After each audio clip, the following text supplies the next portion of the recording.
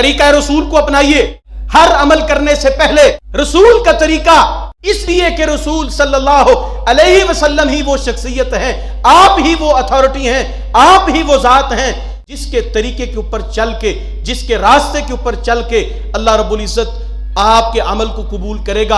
अगर आप कोई और रास्ता तलाश करते हैं, अल्लाह कुरान करीम में कहते हैं वमन यब्तगी गैरल इस्लामी दीनन फलन युक़बल मिन्हु वहुव फिल आखिरति मिनल खासिरीन। घाटे का, खसारे का सौदा तो यह है कि जो इस्लाम को छोड़कर कोई और रास्ता, कोई और दीन लाने की कोशिश करे तो ये लोग घाटा पाने वाले हैं।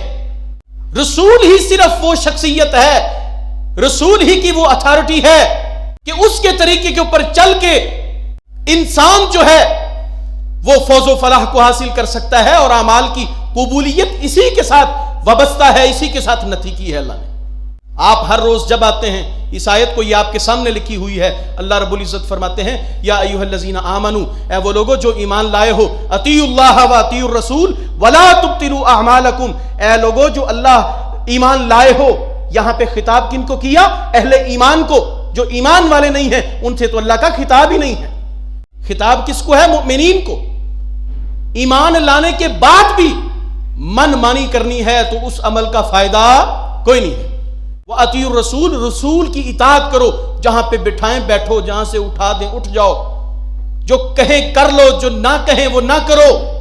वला तुब्तिलू अमालकुम, अपने अमाल को बातिल ना करो, बर्बाद ना करो, अपने अमाल को जाया ना कर लेना। ईद का दिन है, सहाबी रसूल सैयदना बरा इब्न आज़िब रज़ी अल्लाह तआला अन्हु के मामू जान, नाम अबू बुर्दा बिन नय्यार है, आए रसूलुल्लाह के पास सल्लल्लाहु अलैहि वसल्लम।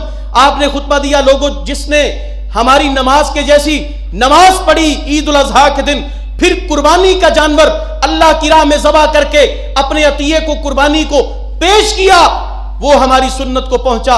अबू बुर्दा उठे, कहते या रसूल अल्लाह, मैं तो नमाज से पहले ही कुर्बानी करके आ गया हूं। वो मैं ये चाहता था कि हमारे घर में आज बनने वाला खाना वो सबसे पहले कुर्बानी का गोश्त होना चाहिए। मैं तो ईद से पहले, नमाज की अदायगी से पहले ज़बह करके आ गया हूं, तो या रसूलुल्लाह मेरे लिए क्या हुक्म है? रसूलुल्लाह अलैहिस्सलातु वस्सलाम ने उन सहाबी को, अबू बुर्दा बिन नय्यार को जिस चीज का हुक्म दिया, कहते हैं, आप फरमाते हैं ये गोश्त तो ज़बह हो चुका है लेकिन मोहम्मद करीम सल्लल्लाहु अलैहि वसल्लम के तरीके की कुर्बानी नहीं हुई। या रसूलुल्लाह मेरे पास 1 साल की छोटी बकरी है, आपने फरमाया उसको ज़बह कर दो, लेकिन ये सिर्फ तेरे लिए है, आपके बाद ये किसी और की तरफ से अमल कबूल होगा नहीं होगा, इसलिए कि ये मोहम्मद करीम सल्लल्लाहु अलैहि वसल्लम का तरीका नहीं है। अमाल करिए, रसूल के तरीके पर करिए, अमाल करिए तो रसूल की सुन्नत पर करिए सल्लल्लाहु अलैहि वसल्लम, इसलिए कि सवाल ही इसी चीज का होना है। रसूलुल्लाह सल्लल्लाहु अलैहि वसल्लम के बाद कोई ऐसी शख्सियत नहीं है जिसकी किसी बात को बगैर दलील के कबूल किया जा सके। ये अथॉरिटी है तो सिर्फ मोहम्मद करीम की है सल्लल्लाहु अलैहि वसल्लम।